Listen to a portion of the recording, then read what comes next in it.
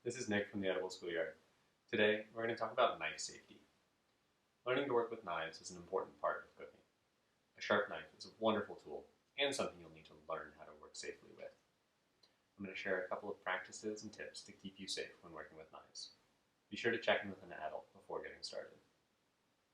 First, you always want to have your attention on the knife when you're working with it.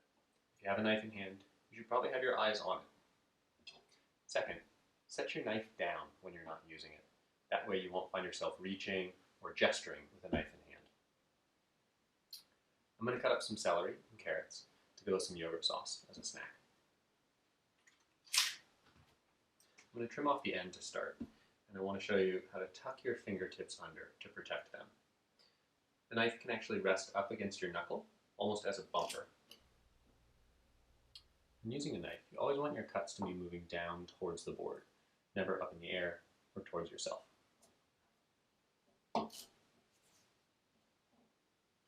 You'll notice I'm using a pinch grip to hold this knife.